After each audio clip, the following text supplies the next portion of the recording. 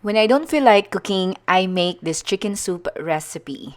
Hi guys, welcome back to the channel. In today's video, I'm going to share a simple chicken soup recipe that I make whenever I don't feel like cooking or when I am in a hurry but still want something healthy and comforting. So ito ay inspired by Filipino tinola but I like to add my own little twist sa recipe na ito. So in a pot over medium heat, we're going to add yung manok. So, ang gamit ko dito ay chicken thighs and chicken drumsticks kasi mas flavorful yung sabaw. Next, we're going to add some water. Yung recipe naman, ingredients list, nasa description box yan, okay? Then, we're going to cover it and let it come up to a boil. But after mga like 10 or 15 minutes, i-check nyo kasi merong mga scum floating on top katulad na nakakita nyo dito. So just skim that off to keep the broth nice and clean. Pero pag nakalimutan nyo naman, don't sweat it. Alright? So after letting the chicken boil for a bit, i-add natin yung tomatoes, ginger, onions, and then I had some celery in the fridge, so I added it. But you can always use whatever you have, okay? Kung walang celery, okay lang din.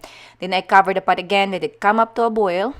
The next, lower the heat to low and let it simmer for about mga 45 to an hour. Yes, kay gusto ko talaga yung tender na chicken meat, okay?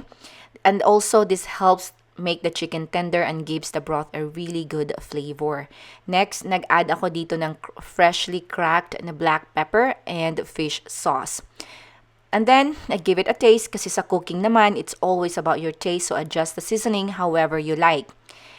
After that, nag-add ako ng cabbage and let it cook for about 6 to 10 minutes over medium heat or until it's nice and tender.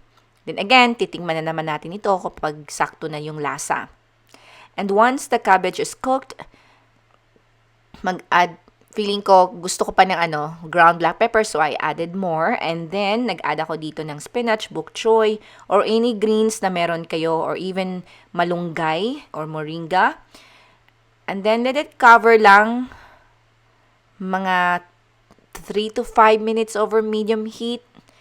And then, again, tikman kasi yun naman talaga sa cooking. Paulit-ulit na titikman nyo kasi i-adjust nyo yung taste.